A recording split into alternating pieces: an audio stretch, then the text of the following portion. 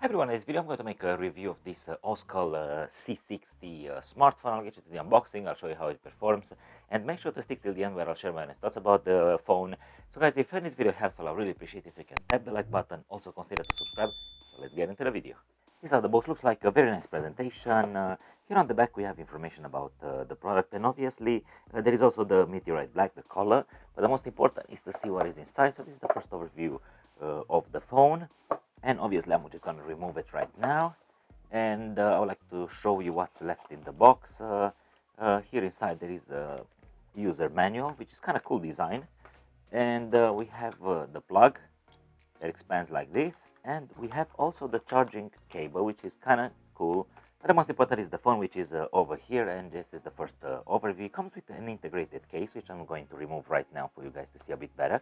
It's a clear case, but I'm really happy that I also got this one. And this is the color of the phone. It has this nice gradient. The back is made from plastic, from what I can feel. Here is the speaker. Here are the 3 cameras and the flash. Here at the front doesn't have any buttons. Obviously I'm going to remove the foil. On the side there is clear. Here is the power button, the plus and minus to adjust the volume, and here at the bottom there is the charging port and the microphone, and here at the top, surprisingly, this one comes with jack port. I would like to check how fast the booting is on this phone, so I'm just going to press the power button, and once the logo will appear, I'm going to press here start. No, so it took around 35 seconds, which is not bad. But this is the first overview of the screen. I just finished to do the setup. As you can see, it is quite responsive. It has also a second page, and it has some interesting. It has some recording cold room. I'm not really sure if this one is the first time when I see it, and it has some pre-installed games, kind of cool. The screen is a 6.52 HD. And what I like about it is that it covers the most of the display, which is quite interesting. You see this bar at the very bottom cannot be used, and here at the top there is the camera. And I would like to make a speed test. For example, I would like to open YouTube, and for you guys to see how fast this unloads, I'm gonna press at the same time both. It took around 13 seconds, and I would like to make another test because I know Google Maps takes quite a lot of memory, and I'm gonna press start on both at the same time. Stop is around 14 seconds or something. I would like to make a sound test, and I'll go here on YouTube and I'm gonna play some royalty free music. And there is a catch with this phone because the speaker is located at the back. If it stays flat on a table, the sound is not that great. But obviously you can adjust the volume using the buttons located over here, or using the wheel, which is very responsive. It goes quite fast. And once I flip the phone on the other side, the sound becomes significantly better because, as I said, the speaker is here. But if you press on the speaker, this is what is happening. I'm just gonna move a bit the microphone closer for you guys to hear. And there's another thing that I would like to show you in terms of sound. Okay, if you go on the volume and if you hold the phone like this in your hand, like with your right hand, it creates this speaker over here, creates some kind of funnel in your palm, and the sound is quite good. And when you hold it with the other hand, more or less, it is the same thing. And I have here some games installed, and I will go for Asphalt Nitro, and considering that it has 4 GB of RAM, this is how long it takes to load the game. It's at 12%, 32%. Obviously, these games are designed for this phone. It has 4 GB of RAM, as I said, and everything should go quite fast. And this is how it performs while playing games. It is very responsive. Obviously, this game that I play, it's already installed on the phone, so it's suitable for 4 giga of RAM, but it does a pretty good job, no lag whatsoever. Obviously there's no apps installed on this phone yet, and it is quite responsive because I choose this rotation control, and yeah, I'm pretty satisfied with how it looks. Also the graphic is kind of cool, and yeah, the screen does a good job. Now, in terms of locking and unlocking, Face ID can be set, and also, as you guys can see, if I have to press this button over here, it responds every time, and it is a pleasant feeling as well when I touch the screen. There's no lag. It does a really good job. This is how it looks here in the options, pretty nice and clean. Yeah, from this point of view, I cannot fault anything. And this is the performance of the camera. I'm just gonna open it right now. It's on picture mode, and this is the first thing that we see. If you press here in the middle, it will go to it will zoom twice, and it is very shaky, and it's also struggling a bit to focus. It is not very responsive because if I move it just like this, it doesn't perform very well, and also if I walk, it doesn't have a good image stabilization. And I'm just gonna take a picture for you guys to see. And this is the picture mode, and if I go on view mode, this is what we can see. As well, it is very shaky. I'm just walking a bit, and the responsiveness between highs and lows is not very good, and it's a bit the image is a bit too sharp in my opinion. We have here the mono, and the mono goes black and white.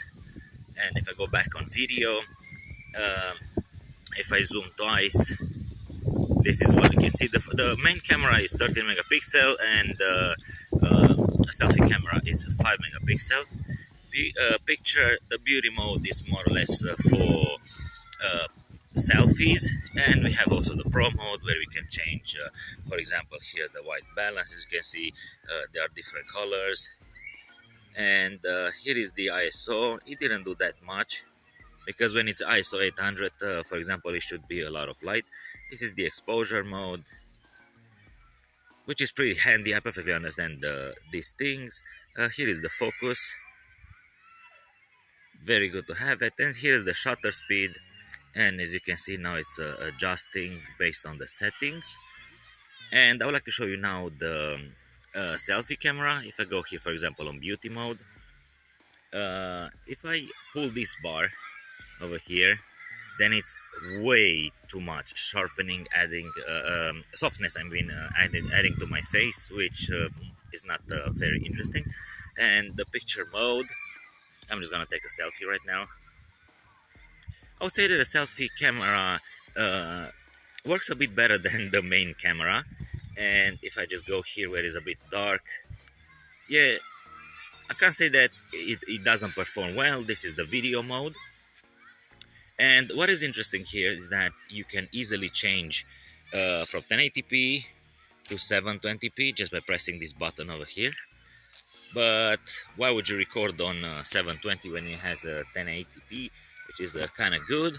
And for example, it has a very interesting function. It has also zoom, which I don't find it to be very helpful in this case for the selfie. And the mono, yeah, black and white, nothing special. But I would like to show you something. I'll just flip the camera. It has here an interesting option. If I go here, for example, in picture mode, it has the aspect ratio. Now it's 16:9, and if I change it, I can change to 4.3, and as you can see, it is adjusted very fast.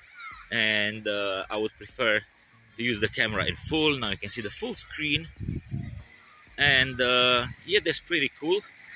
It has obviously timer and the rest of the settings. I'll just go for a 16:9, and here in settings, it has, you can activate the location, the shutter speed when you press the button, the picture size.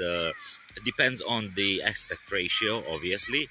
Continuous shot. You have grid lines which look like this. In some cases, is helpful. And you can add the watermark. And yeah, in terms of camera, more or less that's it. I'll show you also how the camera performs in the evening. And this is how the camera performs in the evening. I would say that is quite bad because you need to keep the phone very steady in order to take a picture. And here is an example. And if I just point it to an area where there is more light as well, if I just move the phone a bit, things become very complicated. And this is the video mode. It's more or less the same thing as photo mode. You need to keep the phone very steady. Now the video is on 1080p. I'm just recording the screen right now. And for example, if I swap the camera to selfie mode, yeah, it is very dark and very noisy. But if I just move somewhere where is a bit more light, this is how it looks on video mode. And on picture mode, yeah, this how it looks. And if, for example, if I change the aspect ratio to 16:9, things are not very clear, I'm just gonna take a picture over here for you guys to see better. And as well, I'm gonna take another picture of this area. Yeah, so yeah, more or less that's it about the camera. I hope this is helpful for you. After I use this phone for a couple of days, I came to the conclusion that it does a really good job. I really like how it performs. Also, the specs are really good. So overall, guys, do I recommend you to buy it or to drop it? Well, definitely to buy it. If you have any questions related to the product, you can leave them in the comment section below and I'll answer.